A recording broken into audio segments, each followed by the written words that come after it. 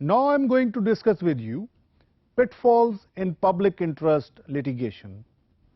जहां पर public interest litigation के बहुत सारे फवायद हैं, वहां पर उसके साथ साथ बहुत सारे इसके डिसएडवांटेजेस भी हैं.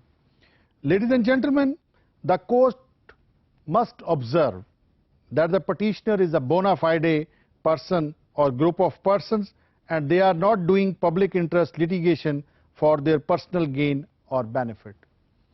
जब कभी कोर्ट के सामने पब्लिक इंटरेस्ट लिटिगेशन आए तो कोर्ट को ये एस्टैब्लिश करना है कि जो लोग पिटीशन फाइल कर रहे हैं क्या वो बोना फाइडे पिटीशन फाइल कर रहे हैं या नहीं.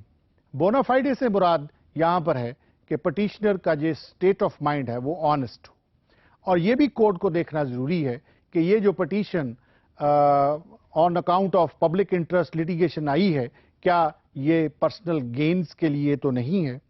इसके अलावा ladies and gentlemen, the court should not allow its process to be abused by politicians and others. कि ये देखना चाहिए कि sometimes ऐसे होता है कि public interest litigation की यार्ड में politicians या जो दूसरे लोग जो हैं वो delaying tactics यूज करते हैं या अपने आप को पॉपुलर करने के लिए पब्लिक इंटरेस्ट लिटिगेशन करते हैं. कोर्ट को इस ज़िम्मन में भी ध्यान रखना चाहिए कि ये लोग जो हैं कोर्ट के प्रोसेस को अब्यूज ना कर सकें. It is also necessary for the court to bear in mind that there is a vital distinction between locus standi and justifiability, and it is not every default on the part of the state or a public authority that is justifiable. Court को locus standi के साथ साथ justifiability को भी देखना जरूरी है. Locus standi का प्रिंसिपल तो ये कहता है कि only aggrieved person can file a suit, लेकिन जस्टिफाइबिलिटी की ग्राउंड कहती है कि समटाइम्स पब्लिक इंटरेस्ट लिटिगेशन जो है वो लोग भी फाइल कर सकते हैं जो कि डायरेक्टली अग्रीव्ड नहीं हैं.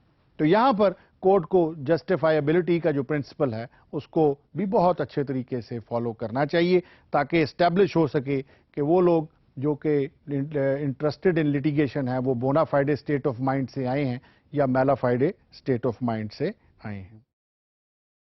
Ladies and gentlemen, the court must observe that while dealing with public interest litigation, it does not overstep the limits of its judicial function and trespass into areas which are reserved to the executive and the legislative by the Constitution.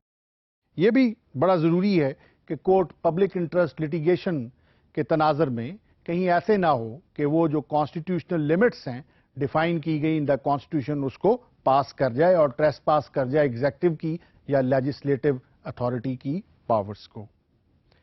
Ladies and gentleman, there may be cases where public interest litigation may affect the rights of persons not before the court and therefore in giving relief court must take into account its impact on other interest. Ladies and gentleman, होता यह है कि sometimes court suo motu किसी letter के ऊपर action ले लेती है और पब्लिक इंटरेस्ट लिटिगेशन का स्टार्ट कर लेती है. कोर्ट के लिए ज़रूरी है कि वो हर लेटर को बगौर देखे और उसमें से फाइंड आउट करे कि पर्टिकुलरली कौन सा लेटर जो है उसके पिटीशन का दर्जा देना चाहिए और उसके ऊपर पब्लिक इंटरेस्ट लिटिगेशन करनी चाहिए.